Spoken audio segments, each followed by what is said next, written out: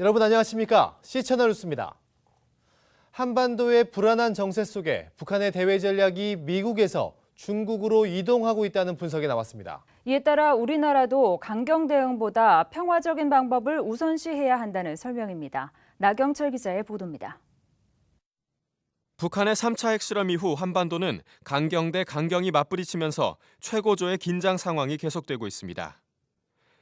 북한이 대미 강경 발언과 대남 위협 수위를 높여가는 가운데 우리 정부는 대화 제의를 했지만 북한은 이마저도 사실상 거부하는 모습을 보이고 있습니다. 과거 북한은 미국과의 협상 가능성이 사라졌을 때 미국을 압박하고 협상장으로 이끌기 위한 벼랑 끝 전술로 핵실험을 선택하곤 했습니다. 그러나 이번에는 미국 오바마 대통령의 대북 정책을 지켜보지 않고 선제적으로 핵실험을 강행했다는 점에서 과거와는 차이를 보이고 있습니다. 한국복음주의교회연합이 마련한 포럼에서 경남대학교 김근식 교수는 북한이 이렇게 과거와 다른 패턴을 보이고 있는 이유가 김정은 체제의 변화된 대외 전략 때문이라고 말했습니다. 대외 전략의 중심추가 미국과 한국에서 이제는 중국으로 상당 부분 기울어졌다는 것입니다. 그 대미 전략과 대남 전략이 바뀌게 된 가장 큰 배경에는 중국의 부상이라는 요인이 있는 거죠. 20년 전의 중국하고 20년 후에 지금의 중국하고는 위상이 완전히 다르지 않습니까? 중국이라는 나라는 G2가 돼가지고 미국의 안보상의 위협도 중국이 막아줄 수 있다고 생각이 든 겁니다. 북한에서는. 이에 대해 우리나라는 어떻게 대응해야 할까? 전문가들은 평화적 방법이 아니면 한반도 평화를 가져올 수 없다는데 의견을 같이 했습니다. 오랫동안 일부 보수주의자들이 고수해왔던 북진 통일이나 흡수 통일에 대한 생각을 버리지 않으면 한반도의 평화는 불가능하다는 것입니다. 한국교회 역시 역사적으로 북한과 공산주의에 대한 적대적 태도와 증오심을 키워왔던 것이 사실입니다. 그러나 북한의 변화된 대외 전략에 비춰볼 때 이러한 태도는 남북이 평화의 관계로 가는데 큰 도움이 되지 않는다는 게 전문가들의 설명입니다. 산울교회 이문식 목사는 민족의 통일보다도 하나님의 통치가 우선순위라며 통일보다는 먼저 평화를 이루는 자로 하나님과 민족 앞에 서야 한다고 강조했습니다. 힘이 강한 자가 약한 자를 복종시켜 지배했을 때 나타나는 힘의 평화가 아닌 사랑과 공의가 함께 조화된 하나님의 평화가 실현돼야 한다는 것입니다. 한반도의 통일 과정은 오직 정의를 향한 개혁과 평화를 향한 개방을 실현하는 하나님의 샬롬의 실현 과정이어야 합니다. 이런 측면에서 우리는 화평케 하는 자 피스메이커로 불리심을 받았습니다. 북한 핵 문제에 대해서는 핵평화주의를 대안으로 제시했습니다. 핵평화주의는 에너지로서의 핵은 인정하되 무기로서의 핵은 결코 인정할 수 없다는 입장입니다. 북한이 핵을 주권의 상징으로 인지하고 있고 사실상 핵을 보유하고 있는 것으로 판단되는 만큼 무기가 아닌 에너지로서의 핵을 사용할 수 있도록 평화적인 논의를 진행해야 한다는 설명입니다. 핵무기를 사용하게 되면 무고한 시민과 태어나지 않는 생명 그리고 생태계까지 그 피해는 엄청나기에 핵전쟁은 모두 피해자와 패자가 될 뿐이지 누구도 승자가 될 수 없기 때문입니다. 따라서 우리 그리스도인들은 현 시점에서 북한 핵의 폐기를 위하여 노력해야 할 뿐만 아니라 북한의 대외 전략 변화로 새로운 국면을 맞이한 남북 관계. 힘과 대결로 통일을 이루려고 하는 것이 아니라 적극적인 인도주의와 아가페 정신으로 진정한 하나님의 평화를 실현하는 것이 대안으로 설득력을 얻고 있습니다. C채널 뉴스 나경철입니다. 4.19 혁명 53주년을 기념한 기도회에서 역사와 사회에 대한 용서와 화합의 정신이 강조됐습니다. 참석자들은 정의와 진리를 부르짖었던 4.19 정신을 이어받아 세상의 빛과 소금이 될 것을 다짐했습니다.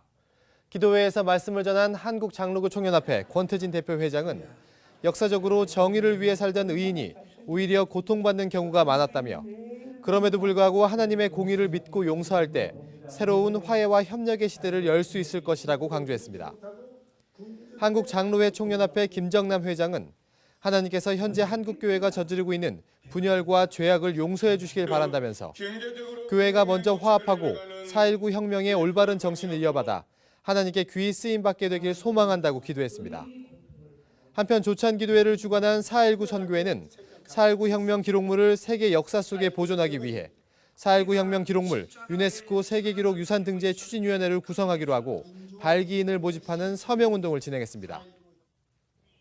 WCC 세계교회협의회 제10차 부산총회를 반대하는 일부 단체들의 근거 없는 주장으로 총회의 의미가 훼손되는 것은 아닌지 우려되고 있습니다. WCC 총회 한국준비위원회는 이 같은 왜곡된 정보의 확산을 차단하기 위해 법적 대응에 나섰습니다.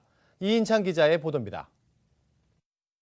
인터넷과 거리에서 주로 WCC 반대 활동을 해온 이른바 국민의 소리에 대해 WCC 총회 한국준비위원회가 법적 대응에 나섰습니다. 한국준비위원회는 명예훼손과 업무방해, 정보통신망 이용 촉진 및 정보보호 등에 관한 법률 위반 등의 혐의로 국민의 소리 핵심 관계자 6명을 지난 15일 경찰에 고소했다고 밝혔습니다. 준비위는 사건을 법무법인 로고스에 위임했으며 4명의 전문 변호인단이 꾸려졌습니다. 한국준비위는 고소장에서 WCC 총회는 세계 기독교인들의 큰 축제일 뿐 아니라 대한민국의 국제적 위상을 제고할 행사라며 그럼에도 불구하고 피고소인들은 터무니없는 허위 사실을 신문과 인터넷, 집회 등에 조직적으로 유포하고 있다고 고소 배경을 밝히고 있습니다. 너무나도 명백하게 진실을 호도하고 허위 사실을 유포하고 명예를 훼손하고 WCC 한국 총회의 긍지와 이 사명을 훼손시키는 그 무리들은 더 이상 합리적 이성적인 대화가 녹록지 않다고 판단돼서 국민의 소리는 그동안 WCC가 용공주의와 혼합주의를 지지한다거나 동성애와 일부 다처제를 찬성한다는 등 유언비어 수준의 주장을 1인 시위나 거리 집회, 서명운동 등을 통해 알려왔습니다. 최근에는 한국교회 주요 교단들로부터 이단으로 규정된 다락방 교인들이 국민의 소리의 핵심 임원으로 가담하고 있다는 사실이 확인되기도 했습니다. 문제는 WCC 반대 단체들의 주장이 WCC를 잘 모르는 일반 시민들이나 기독교인들에게 오해를 불러일으킬 수 있다는 점입니다. 한국준비위는 이 같은 피해를 차단하기 위해 법적 조치를 취했다고 설명하고 있습니다. 이것이 일반 성도들에게 시험되고 미혹이 될 우려가 있다는 점이 그냥 묵과할 수 없구나 싶어서 몇 가지 이렇게 좀 합리적인 대응을 하고 있습니다. 우리 정부는 WCC 총회가 우리나라의 국격을 높일 중요한 기회라며 기대를 나타내고 있습니다. 박근혜 대통령도 3월 국가조찬기도회에서 WCC 성공 개최를 기원한 바 있으며 국회도 이미 20억 원의 예산 지원을 확정했습니다. 정홍원 국무총리는 한국기독교교회협의회를 예방한 자리에서 WCC 총회를 위한 적극 협력을 약속했습니다. 한국에 있었던 수많은 국제회의 가운데 가장 높은 차원의 이 영적인 대축제인데 이것이 생명의 복음의 대축제가 될 수 있도록 협력함이 한국의 모든 구성원들의 마땅함이지. 7년 만에 열리는 이번 WCC 제10차 부산 총회에는 140여 개국 349개 교단 지도자들이 참여해 한반도 평화를 비롯한 전 지구적 의제를 논의하는 현장이 될 전망입니다. WCC 한국준비위원회는 일부 보수 교단들이 WCC에 반대하는 입장을 가지고 있음을 이해한다며 이 역시 오해에서 비롯된 부분이 큰 만큼 이번 총회를 통해 이러한 오해가 해소되고 진정한 연합이 이루어질 것으로 기대하고 있습니다. 하지만 이단 연루 의혹을 받고 있는 일부 단체의 음해와 주장에 대해서는 이번과 같이 강력하게 대응한다는 방침을 세운 것으로 보입니다. C채널 뉴스 이인창입니다. 한편 WCC 총회를 위한 WCC 본부와 한국준비위원회의 실무 협의는 활발히 진행되고 있습니다. 조만간 WCC 본부 실무진들도 연이어 방한할 예정입니다. 지난 9일부터 11일까지 스위스 제네바 WCC 본부에서 진행된 실무자 회의에서는 전통적인 천막 예배 분위기를 살려 부산총회 예배 장소도 이 같은 분위기를 연출하기로 결정했습니다. 또 부산총회에서 처음 시도될 새벽 기도를 위해 인근 교회를 섭외하는 방안도 검토하기로 했습니다. 이와 함께 총회 역사상 처음으로 진행되는 주말 프로그램이 총대들에게 의미 있는 현장 체험의 기회가 될 수 있도록 집중하기로 했습니다. 에큐메니컬 대화 프로그램에서는 최근 정세를 고려해 한반도 평화와 통일 문제를 중요하게 다루기로 했으며 총회 기간 한반도 평화통일 정책 문서를 작성한다는 사실도 재확인했습니다. 한편 4월 말부터 5월 초순까지 여성 사전대회와 청년 사전대회, 총회 전체 준비를 위한 실무진들이 방한해 실무 협의를 더 진행하게 됩니다. 장로회 신학대학교 신임 이사장으로 장현교회 손대호 목사가 취임했습니다. 손 이사장은 학교를 섬기는 조력자가 되겠다고 각오를 밝혔습니다. 장신대 제24대 이사장으로 취임한 손 목사는 장신대가 지난 40년 동안 관계 맺어온 집과 같은 곳이라며 학교를 앞에서 이끌어가는 주력자가 아니라 뒤에서 도와주는 조력자로 섬기겠다고 취임사를 전했습니다. 명성교회 김삼환 목사는 설교에서 나라의 모든 상황이 어지럽고 갈 바를 알기 어려운 시대지만 성령만은 길을 알고 있다며 장신대가 신임 이사장과 함께 성령의 인도로 한국 사회가 나아갈 길을 비춰주길 바란다고 전했습니다. 한편 손대호 신임 이사장은 장신대 기독교 교육과와 신학대학원을 졸업하고 예장통합 서울동로회 부노회장, 범양선교회 부회장, 총회 화해조성위원회 서기를 역임한 바 있습니다.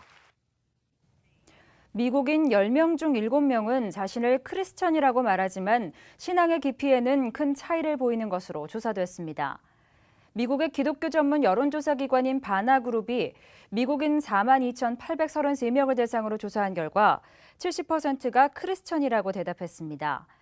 하지만 구체적인 신앙 활동에는 큰 차이가 있는 것으로 나타났습니다. 바나그룹은 이러한 사람들을 포스트 크리스천이라고 지칭하고 15개의 기준으로 포스트 크리스천의 유형을 분류했습니다.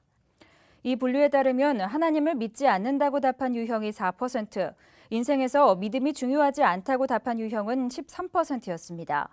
또 57%는 성경을 읽지 않는다고 답했으며 81%는 교회 학교를 다니지 않았다고 응답했습니다. 사도 바울의 생애를 그린 뮤지컬 바울이 다시 무대에 오릅니다. 핍박과 환난 가운데서도 믿음의 길을 걸었던 바울의 삶이 은혜와 감동으로 관객들을 찾을 전망입니다. 극단 MJ컴퍼니는 뮤지컬 바울의 본 공연에 앞서 언론사 기자들을 초청한 행사를 가졌습니다.